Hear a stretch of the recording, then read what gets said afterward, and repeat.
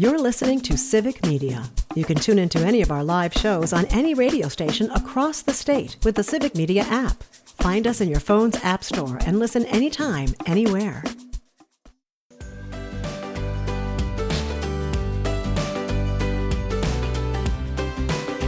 Good morning. Welcome to Matt Nair on Air. Jane Matt Nair, Greg Bach, Calvin Butenoff, coming to you live from our home at Radio Park in Racine. You can join us. Call or text. The number is the same, 855-752-4842. Leave a comment if you're watching on the live stream on Facebook, YouTube, and what used to be Twitter. Don't forget to sign up for Civic Media's new daily newsletter, Civic Media Today. Ooh, go to civicmediatoday.substack.com. Yes, .com. Sorry, we're a .us here. And it's a little confusing. civicmediatoday.substack.com. Sign up right now. It's absolutely free. Just like everything here get the free app, get the free newsletter. You can sign up for, actually, here's another thing you can do as well, is you can go to our individual stations. So Civic Media is a company made up of dozens of stations all over the Midwest now. We are in 3 states. And every station has their own news and their own webpage. Webpage. And there are newsletters available there. So if, like, say you go to WAUKradio.com, you can sign up for WAUK's newsletter. You're going to get a customized newsletter about the region, the news, everything going on. But Civic Media Today is great because it's the entire network snapshot for one day. It gives you links to shows, podcasts, stories, and it is great. And people are signing up in droves. It is like really taking off. Very exciting. It's really a very comprehensive little snapshot, like you said, of what's happening around the network and what's happening in the news, especially around Wisconsin. So check it out. Again, it is completely free. Yeah. Civic Media Today. .substack.com. That's what it is. So sign up for it today. After 10:30 will be Audio Sorbet, where we lighten things up and get away from the news. We're going to talk about going retro, baby. Youngers are going retro, especially when it comes to technology. So we're going to talk about that after 10:30. We will end the show with This Shouldn't Be a Thing, trying to go Halloween themed this week for Tisbats. And today's edition is the Itsy Bitsy Spiders edition. Yeah. And Carmela, we saw your text. We will address that later as well. And I have a small spider story to say as well, because traveling with you. Yeah. The little engine that could, I will say. But yeah, we'll talk more about that later. That's coming up later on. Wanted to start off, though, Scott Bessent. Oh, that guy. Yeah. He's the head of our treasury, and he was all over the network shows yesterday, especially. Yeah. Talking about our soybean farmers and how China has bought 0 soybeans from our soybean farmers. Jane, how can a guy who's the Treasury Secretary and worth over $500 million have anything to do with soybean farms? Jane, how could he even identify with the plight of the soybean farmer? Funny you should ask that, Greg Bach. We have a clip from Mr. Bessent. Calvin, can we play that clip, please, from Scott Bessent yesterday? Well, Martha, in case you don't know it, I'm actually a soybean farmer, so I have felt this pain too. And there are a couple of things happening here. One, the Chinese have substantially dropped their purchases to almost 0. Why? So they unfortunately have been using American farmers who are amongst President Trump's biggest supporters. I think he had more than 90% support. And then this was one of the biggest crops in 20 or 30 years, so it was a perfect storm. Yeah. But I think we have addressed the farmers' concerns, and I'm not going to get ahead of the president, but I believe when the announcement of the deal with China is made public, that our soybean farmers will feel very good about what's going on, both for this season and the coming seasons for several. So things are going to be good. And again, you know, Donald Trump is going to be meeting with President Xi of China when he's overseas this week. Maybe there is some great deal coming. It seems a little too late.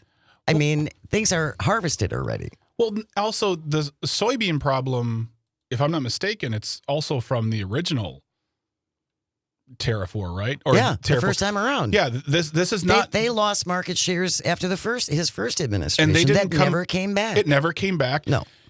This is not brand new. This is something This is something that the Biden administration was trying to repair. This is something the Trump administration could have repaired in its first year, but it didn't. And now our soybean farmers are absolutely null and void. They have no market share. And I want to make something very clear because it had to be explained to me by Pam Yonke as well as Will Westmoreland, is that any bailout money that farmers get is not going to go to flush their bank account full of cash. It's not going to make them whole. It won't make them whole. No. It will only pay on their debts. Right. That's what that money's going to do. Money they didn't want in the first place. Farmers don't want a bailout. They want markets. That's what they want. That is what all the farmers we talk about, they always say the same thing. They do not want bailouts. They want markets. And this soybean, and look, I'm not a farmer. I never will claim to be. I would be terrible working at a farm. I'd be crying by 10. I'd be hard work. I'm hungry. It's hard work. But for him to say I'm a soybean farmer is so disingenuous and so offensive. And I don't get offended by a lot, but him sitting there with probably a suit that costs more than I make in a year saying, well, I'm a soybean farmer too. So I get it. Someone actually asked Grok. That's Elon's chatbot. Yeah. Grok, about whether or not Scott Bessent is a soybean farmer. Little difference than actually being out in the fields. Mm-hmm. Yeah, Scott Bessent is a hedge fund manager who owns $25 million worth of farmland in North Dakota.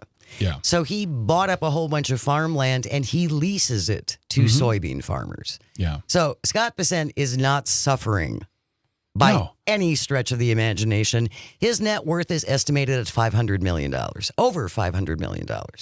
So when he says, oh, I'm a soybean farmer too, yeah, no, you're not. I'm feeling the pains. No, you're not. No, yeah, you're not. You probably don't feel any pain because you don't feel any. This is really just, I think, Jane, the thing that really angers me is the fact that these individuals get to say things like this. I'm a soybean farmer too. And there are people out there who say, I didn't know. Right. What is he going through? Right. It must be tough. What is it? He could buy. He could buy anything. He could buy all the soybeans in the world, probably.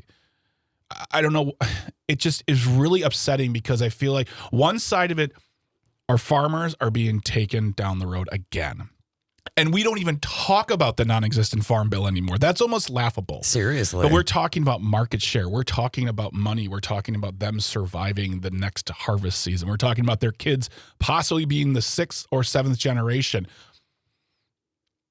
But then there's the other side where I see people on social media saying, well, they get what they deserve. It's like, that's the wrong narrative too. We have to work together. This is not about farmer versus city folk. No. This is about class. This is about money. This is about being able to afford to live a life. This is not about me or you or Darren Von Ruden from the Farmers Union of Wisconsin saying, I really would love to be a billionaire.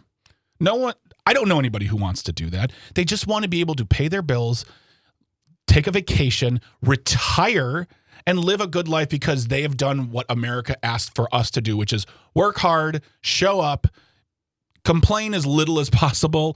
But it just feels like someone like Scott Bessent is using that sort of empathy and sympathy that people have in America to say, oh, he gets it. Yeah. He gets my plight. He doesn't. No, he really doesn't. His kids, his grandkids, his great-great-grandkids will never understand the plight because they are wealthy. We're talking about Scott Bessent, our Treasury Secretary, making the rounds on the talk shows yesterday, saying about our soybean farmers. Well, he's a soybean farmer too, so he understands what they're going through. Hedge fund analyst Karen Brown said, quote, Bessent owns up to $25 million worth of North Dakota land, bringing in $100,000 to $1 million in yearly rental income. By the way, he was supposed to divest those assets. He didn't meet the deadline. So he still has those assets. And by the way, when we're talking about Argentina and the $40 billion we're using to bail out Argentina and their economy, Scott's got some good buddies who bought a lot of Argentine debt. Isn't that interesting how that works? And our bailing out Argentina help Scott Bessent's friends make bank on their investment. Isn't that nice how that works? I'm surprised that he even said he would divest because Do they even bother doing that anymore? No, because back in the day, if I'm not mistaken, it wasn't a law. It was an expectation. You're supposed to put your money in a blind trust, divest yourself out of the company, your kids or whomever runs it. Give us your taxes. Those were all expectations from people who are running for office. And if that person won, the people who then work in that office are expected to do. And because we don't hold those politicians accountable with any sorts of consequence. There's no consequence. Right. So therefore, they don't have to do it. So anytime someone says, Scott Bessent, why haven't you divested? Oh, we're not talking about that right now. Exactly. That's not important. It's not important. You know what's important? I'm a soybean farmer, Jane. But you're not a soybean farmer. But Jane, I Scott. own land where soybean farmers, at best, I'm soybean adjacent. Thank you. He is definitely soybean adjacent. Yes. We're almost you know who soybean isn't? adjacent. The markets for American farmers. Thank you very much. I did that. But it's infuriating. Jack from Merrimack, this is a great point, texting in on WAUK. If Scott Bessent really wants to help out his soybean farmer constituents, he could simply refund the rental fees on his $25 million worth of farmland. That's a great idea. There are definitely ways that this government can help people by refunding, tax break. I mean, there are so many ways. And as I said before, Jane, it would require a small percentage of the billions of dollars, if not trillions of dollars that these ultra wealthy people are going to get. They could simply just say, we're going to take 5% of the entire thing, and we'll give it out in forms of tax cuts, tax breaks, and that will keep the people satiated, and we'll still be offensively rich. Yes. Really, really, really rich. But they don't do that. And then these Scott Bessents, Mike Johnsons, Donald Trump, whoever you're talking, Ron Johnson, they always spin it to, well, the Democrats, ... Antifa, ... dissenters, ... and people eat it up like candy. And that's the problem, is trying to get people to understand that these decisions they're making, it will affect you. It's going to affect all of us. Regardless of who you voted for. myvote.wi.gov, folks. If I know who your representatives are, I get into a scree sometimes. I get very anxious and angry and very whatever, but make your voice heard. They still can listen to our voices. Yes, they can, whether they want to or not. Yeah. And we always encourage you to be polite. Mm-hmm. If you're going to reach out to your lawmaker, if you're going to call them, keep in mind that the person answering the phone is they're far, far down on the scale of responsibility and abilities to change things. I read a really cool post the other day, says if you want to try to get a little more action done, reach out and find out who their legislative directors are. Ooh. Yeah. All right. That's your homework assignment There for you go. today. When we return, SNAP benefits, they're going to be going away. Mm-hmm. Republicans say it's all the Democrats' fault. They really care about people eating. And some of them are like, good. Not so much others. You are listening to Matt Nair on Air. This is the Civic Media Radio Network. Don't go away. You're listening to Civic Media. Stay up to date on the latest news and information for your local community and Wisconsin by signing up for our free email newsletter. Visit civicmedia.us/email to get started. Good morning. Welcome back to Matt Nair on Air. Jane Matt Nair, Greg Bach, our resident young person, Calvin, on the board. Coming to you from our studio at Radio Park in Racine. Join us, call or text. The number is the same at 855-752-4842. You can also leave a comment if you're watching on the live stream on Facebook, YouTube, and what used to be Twitter. Coming up later on, 6 to 8 across the network. Nightlight with Pete Schwaba. He's kicking off Halloween week with Dustin Mack from History Museum at the Castle. Oh. Should be creepy. And at 7:05, he'll talk to Emil Barilot, creative director for the Ghost Boat in Wisconsin Dells. Okay. Ghost Boat. Oh, I saw an advertisement for that this weekend. We went to Madison and we saw Ghost Boat, and I'm like, who's driving? If it's a ghost? No if I one. walk on a boat and it's the Ghost Boat and there's a human driving, I'm like, give me my money back. It's like when I see camouflage out in the world, I'm like, it's obviously not doing its job. not Get your working. money back. Anyway, join Pete That's some audio sorbet from start to finish. right there. That's a great way to wind down your day. Pete Schwaba. Pete Schwab is a great It's way. just so fun. Yeah, so it really fun. is. Absolutely. Join Pete starting at 6 o'clock, 6 to 8 Nightlight with Pete Schwaba right here across the Civic Media Radio Network. Want to spend a couple of minutes on this from the Milwaukee Journal Sentinel, and Kleber has the byline. SNAP funding in Wisconsin is running out. Farmers and businesses brace for impact. The federal food assistance program will run out by November. If federal officials don't figure a way to keep this going, almost 700,000 Wisconsinites who rely on SNAP will be affected by this. The state provides about $113 million a month in food share benefits, all of that funded by the federal government.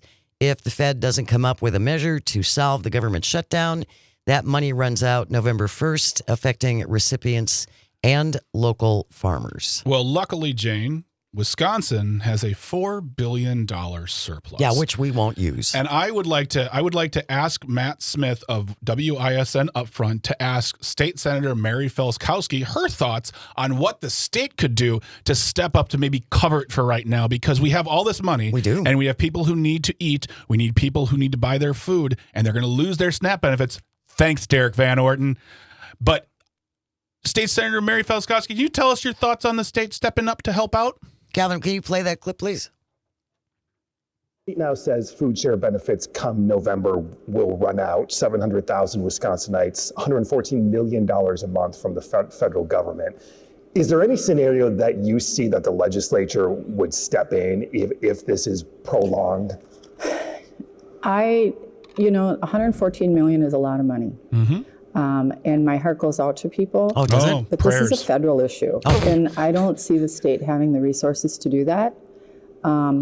I just wish that the Democrats would sign this continuing resolution and vote for it, and let's move on. Okay, thanks. That's enough, Mary. The reason the Democrats don't want to sign off on this is because the deal that they agreed to earlier, after they agreed to that deal, is when the Republicans gutted Medicare. Yeah. And now they are trying to save the ACA subsidies, Yes. which are going to go away. Which affects a lot of our farmers. It affects a whole lot of us. A Yeah. lot of people are on the ACA. Yeah. This is what Democrats are holding out for. Republicans are like, come back, sign the deal, and then we'll talk about it. Yeah. Then we'll find a way to fund it. Should they trust them? No, absolutely not. And it's not a clean CR. They keep saying it's a clean CR, but there's spending in there that doesn't need to be done. It's just to give more money to security as they want. All this money to security, tons of money to ICE, tons of money to DOD, tons of money to things that doesn't need it right now. It's not so clean as they'd like you to believe. And the Democrats are fighting to make sure that people who are on the ACA aren't going to have their premiums tripled. In a matter of a few days, Yeah, honestly. Absolutely. So, yeah, thank you, Mary Felskowski, for doing and saying nothing. You are not going to help us. We have $4 billion for at least say we'll fund it through the end of this year. At least. But no, it's not. It's not our problem. Well, and consider Mike Johnson last week, he already told House members not to come back. Yeah.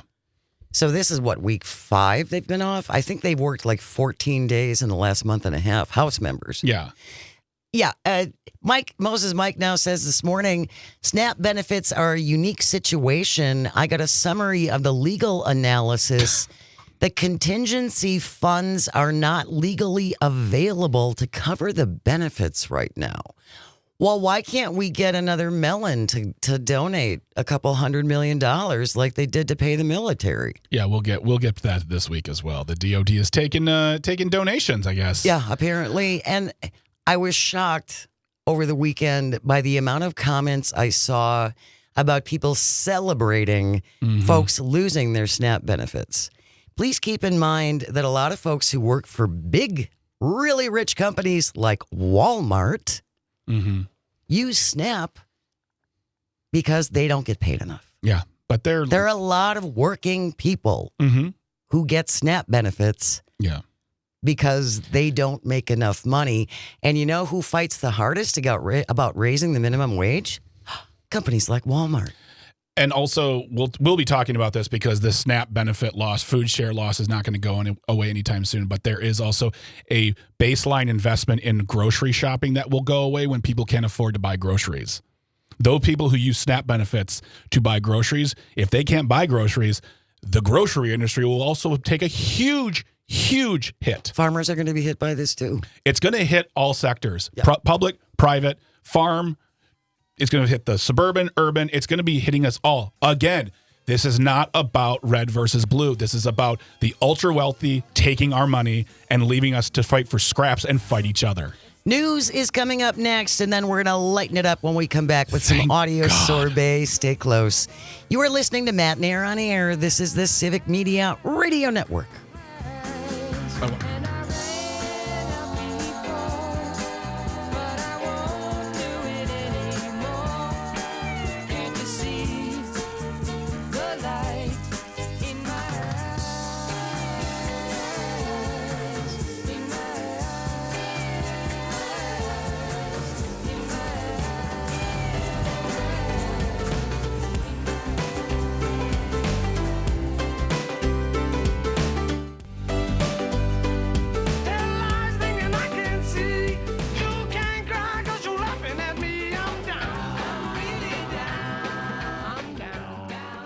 Good morning. Welcome back to Matt and Air on Air. Jane Matt and Air, Greg Bach, our one, our only Calzone on the board, coming to you from our studio at Radio Park in Racine. Join us. Call or text. The number is the same at 855-752-4842. You can also leave a comment if you're watching on the live stream on Facebook, YouTube, and what used to be Twitter. This is the portion of the show that we call Audio Sorbet, where we like to get away from the news, talk about sillier things. And we like to clean your ears with fun. Exactly, the official title of Audio Sorbet. So we were kicking this around before we got on the air this morning, which is where these always come from. And a good friend of mine, her daughter is 22. She's a sophomore in college. And she and her friend are buying a house. These are some really organized girls, man. Wait, I'm sorry. I didn't know this portion of the story. They are sophomores in college. Sophomores in college. And they're buying a house. They're buying a house together. That's amazing. And can I just say to you, to say to your friend, to say to those individuals, they should document this process, because I feel like young people buying a house can talk to young people who want to buy a house better than, because we were at this conversation last week with some people in the building. Yep. And everything I feel like I'm saying, I'm like old man talking. But I feel if two people in their early 20s are doing this process, one, it is achievable. It's not impossible to buy a house. It's not easy. It's not easy. It was never easy to buy a house, though, really. Granted. But if two people who are of your generation can say, you can do it. We're not super rich, but here's the process. I think that's very, very important. In Again, fact, these maybe something to talk about. Well, these girls are pretty amazing and have worked. I mean, they're sophomores in college. I think they both have full-time jobs. So they're America. They're very motivated kids. Yeah. But anyway, sorry about that. So as they are preparing to buy a house and move in and start all that stuff, I'm trying to clean out stuff and just do some purging. Yeah. And so they're taking all my VHS tapes. They are so excited about VHS tapes. They're 22 years old. Okay, maybe they shouldn't talk to anyone about anything. Honestly, I'm sorry. I'm sorry, folks. It got us talking about what is retro and what is cool and what is retro that's coming back. Apparently, VHS tapes are back. Yeah. They're desired again. What else is retro that's coming back? 855-752-4842. Is it a board game? Mm-hmm. Is it some other electronic thing? I mean, vinyl has been back certainly the last 10 years. Honestly, vinyl really never went anywhere. It just was not in popular opinion. But there were always those people. We know those All people. the vinyl heads. Hey man, you got to listen to vinyl. It's the only way you can listen to that. You can really appreciate. You appreciate that. You can appreciate that 76 basement amplifier that they. It's like, I don't care. You know what? Okay. get all the VHS you want, get all of the CDs you want, get all the albums you want. I hate moving. Moving is a drag. And the two worst things to move are books and or media. And if you have, and albums and CDs are among, I mean, cassette tapes, adorable, but albums, like I got rid of, I think I had like 300 albums at one point. Wow. And I listened to none of them. I know. And I got rid of 95% of them because I listened to none of them. And I just hate boxing them up and moving them. They're so heavy and it's just a tedious task. So, sorry, it sent me almost into audio gripe. And if you want to play the thing, Calvin, you can, because I'm griping right now. For me, I don't understand the appeal of VHS personally. I'm not. I don't get it. Yeah. But hey, they want them. Yeah. It's like, great. I'll box them up. You can have all of them. Yeah. 855-752-4842. What is retro that's coming back?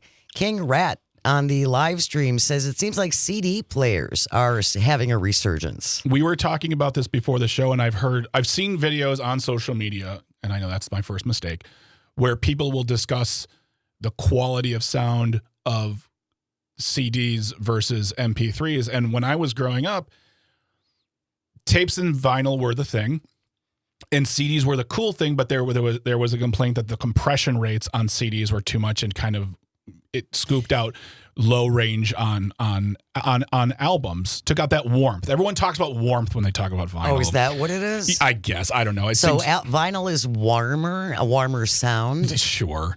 I know. It's audiophiles. It's a whole different vocabulary. Well, honestly, Jane, when it comes down to any sort of thing, whether you're talking about audio, you're talking about beer, you're talking about motorcycles, watches, cars, and I'll say it, dudes. Not saying women can't get in these cultures. And I'm grateful that when they do accept all people to love what they love, but I cannot be at another barbecue holding a beer in my hand, trying to look at my watch while some guy is telling me why I need to buy a $200 watch. Not buying it, huh? No. I'm not buying his reason. I'm not buying the watch. But the comparison, the CD aspect of it all, people are starting to say CD sounds better than MP3. Because complaint of MP3 was it was even more compressed than CDs.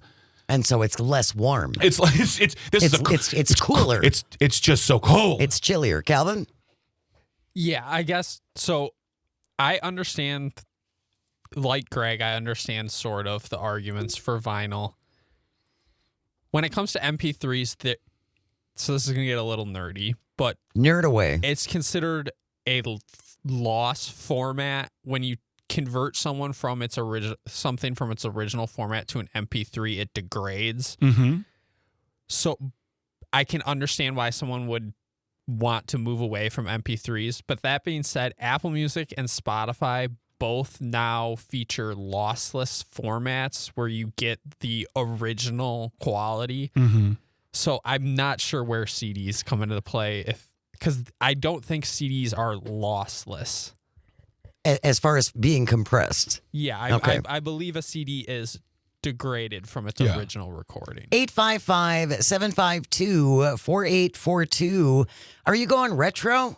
What actually qualifies as retro anymore? 855-75-CIVIC. Another, the unbelievable alter ego on the live stream says, I agree with Greg. I sold all my vinyl years ago because I was sick of moving them. Yeah. Now that we live in a house, my wife actually loves vinyl. In fact, when we go on our trips, whether it's this past weekend overnight or our January trips, by the way, I'm telling you my life. Sorry about that. She always goes to record shop. We always go to record shops together, and she buys at least 1 to 2, if not 3 vinyls from local artists. So, that's cool. So we have like a nice time capsule of where we've gone and who we listen to. But do you listen to them?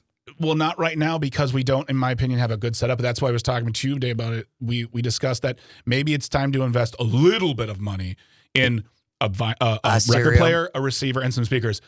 Not thousands of dollars, but something so we can enjoy, because we have a nice setup down in the basement. It'd be nice to put an album on. Also, Jane, I'm lazy, and putting on an album is great, but then in 15, 20 minutes, you got to get up and turn it over. I know, it's so exhausting. Thank you. 855-752-4842. Tom from West Dallas texting in, listening on WAUK. I'm still a big fan of DVDs. I hate when I want to watch a movie and I can't find it on stream. Now I always fall back on my DVDs. I also have a big collection of laser discs. My player still works great. The only thing I have to do is lower the resolution on my flat screen so the picture looks clear. I love that. Laser discs were going to be the thing of the future, right? That was because but wasn't that Blu-ray? Well, it was VHS. Then laser discs came out, and the quality of the picture was better, of course. But also, that was the beginning of, we put special features on there, director's commentaries, bloopers, behind the scenes. It was the extras. And then someone said, hey, how about we take this gigantic dinner plate and turn it into a teacup? And then we were like, this is the greatest thing ever with DVD. Then Blu-ray came out. Then they're like, hey, it's going to be all on a computer somewhere in Nevada. Which, by the way, if you don't know this, and this is important to tell people, you may have a digital movie collection, but you may not. Because there are things in your terms of an agreement that say that if those movies go away from if they pull them, they don't, and you've paid for them, it's you gone. Still don't have them. But I don't see a world where I say, honey, let's fire up the VHS and watch The Last Dragon because I need to relive the 80s again. My childhood. 855-752-4842, talking about going retro. I have a good friend of mine, her daughter's 22. She wants all my VHS tapes. I'm so excited. Jack in Merrimack, I can beat the VHS tapes. My son has told me not to get rid of my beta tapes and my beta VCR. That's amazing. Because beta was actually better than VHS. It was the quality of beta Then cassettes. why did that not take off? Do you want to know the real reason? Money. Well, but the commitment from a certain industry that sold a lot of VHS cassettes in the 80s said they were going to be only on VHS. And it's not Disney. It's in the back of a video store with beaded curtains. When they went to that format, that essentially ended Betamax. Blockbuster. No. Porn. Oh, for when they committed sakes. to being on VHS. But it was also the same thing that happened with Blu-ray and HD DVDs. There was HD DVDs, which is a brand name, and Blu-ray. And when Disney said we were going to put all of our stuff on Blu-ray, HD DVDs, which people claimed had better quality, were gone because they didn't have an exclusive contract with a company so big. And parents buying DVDs, and if they go Blu-ray, that's where they go. You know what I mean? Like, so the one big move from a big media company killed the competition. Interesting. They're not concerned about quality with porn? I'm so shocked. 855-752-4842. We're talking about going retro and VHS tapes and CDs. What about cassette tapes? Are they coming back anytime soon? Yes. Al from Campbellsport has been waiting very patiently. Good morning, Al. Thanks for joining us. What'd you want to say? Yeah, good morning. I like the smell of vinyl in the morning. Okay. Are you a vinyl guy? Yes. And is it because it's so much warmer sounding? I don't know about that warm part. I mean, there's a lot of snap, crackle, and pop in there, you know. Right. So what is it about vinyl that you love, Al? Well, I've been buying since 1964, you know, the Beatles and that. That was my first stuff. Nice. How big of a record collection do you have? Oh, quite a few. Is it in the thousands? Oh, yeah. No kidding. Yeah. Oh, I mean, if you've been buying for 60 60s? years, yeah, absolutely. I mean, Al, I'm honestly right there with you when it comes to vinyl. I love buying vinyl, but I also like to buy a lot of used vinyl. I'm one who looks for the $7-8 vinyl, and because nowadays, as you've probably seen, Jane, vinyl from bands can be $30, $40, $50 for a brand new one because it's all 180 gram and remastered and all this stuff. It's like, I bought a Hank Snow record this weekend for $3, and you know what? It's going to sound amazing. It'll be just fine. Yeah. Josh from Racine, you get the final word. We only got about 50 seconds left. Thanks for joining us, Josh. What'd you want to say? I was just letting you guys know I resell full time, and it's crazy how many people have been buying these like VHS combos and like the TV VHS combos. And I could get them for, free off the corner, and I could turn around and sell them for like $150 online. It's insane. Wow, that's crazy. Well, So now I know what to do when I see them. It's back. Thank you, Josh. Appreciate it. All right, when we return, we're going to wrap it up with This Shouldn't Be a Thing. Itsy Bitsy Spiders edition. Stay with us. This is Matt Nair on Air, coming to you across the vast, statewide, countrywide. You can pick us up around the globe on the Civic Media Radio Network.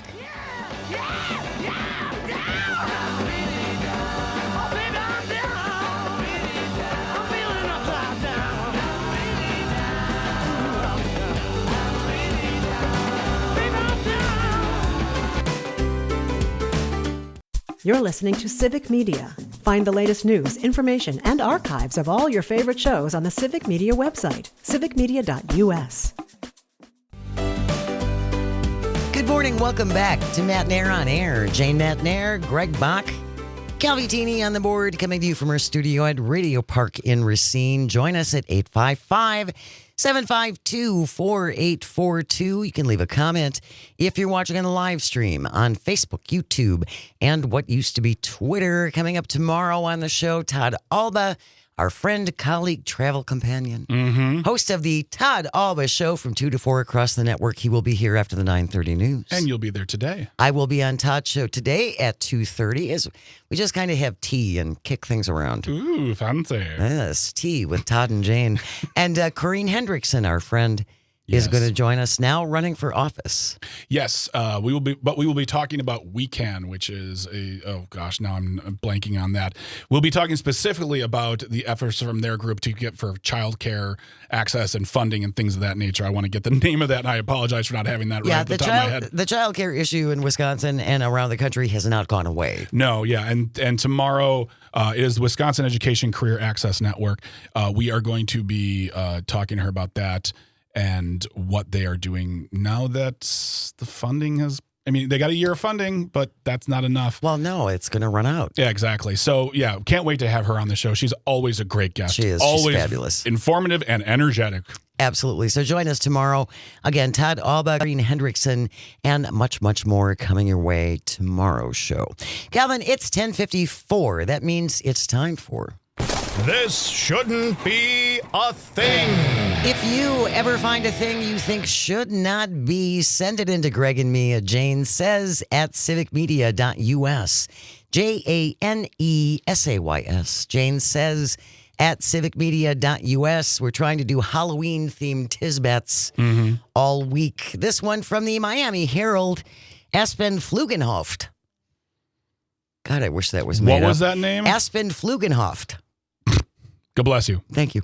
Has the byline for the Miami Herald.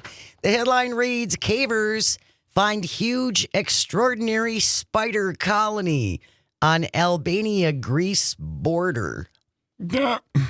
Walking into a cave along the Albania-Grecian border, cavers shined their lights along rock walls and found a massive and extraordinary spider colony.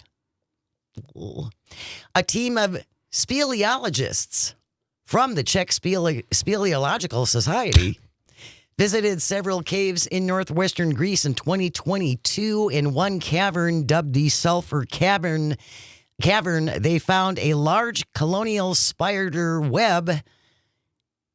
They believe it has 110,000 spiders. Okay, so here's how this goes for me. I'm there. Yeah. Picture me there on the Grecian-Albanian border. You got your headlamp got my on? Headlamp, got my hand torch, got everything I need. Got my granola snacks for later because a boy gets hungry. Well, you're in a cave. I'm hungry and I'm in a cave. The moment I see 50 spiders on a web, let alone that many, this is my impression of me. Look at that.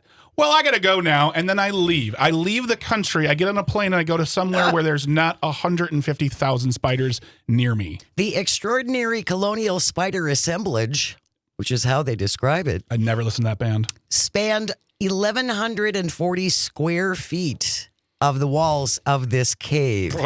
Home to two different species, the domestic house spider and the other spider, Prinagione vagans. The two spider species had not been known to live together until now. In sin. Spiders and spiders living together, Mass raining hysteria. cats and dogs.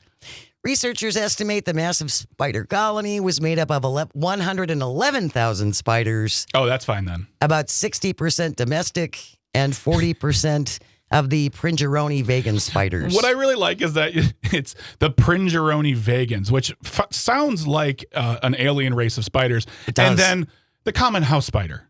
You know, just the ones you find in your bathroom. It's got a little ascot on saying, "Would you like some tea? Welcome. We've made you a chair out of our webs." The team is very excited. The location of the colonial spider web coincides with an area where an unusually dense swarm of flies usually hovers. Researchers estimate the swarm had over 2.5 million flies, an abundant food source that helped to grow this impressive, extraordinary spider colony. Hey, Jane, there's a spider on your shoulder. I know. It's just giving me the creeps all over the place. You chose this one, by the way. I know. You were like, we got to do Halloween, so let's also do weird too. Let's do creepy. Ooh. Hey, everyone listening right now, there's a spider on your shoulder. But Carmela texted us much earlier in the show, and she said, last Thursday morning, I got back in my car after gassing up. I was playing with my phone I'm ready to start driving when I looked up on my gear shift, and there was a spider. Look at how fat it is. Mm-hmm. I froze, looked around for something I could scoop it with. Nothing seemed doable. Then it just climbed over into the passenger seat and climbed underneath. That was 4 days ago. I'm pretty sure it, in caps, is still waiting to come out and attack me. I had a spider on my side view mirror, which migrated its way to Bridget's side view mirror, which migrated its way from the tree across from us to the roof of our house, where it built this huge web suspended by our roof and the tree. And I walked out of the house and I saw a dot out of the corner of my eye, and it was just this spider sitting on a web suspended between the two, and they're not close. That's a pretty ambitious little spider. That was, and it wasn't like a week later. It was literally the next morning.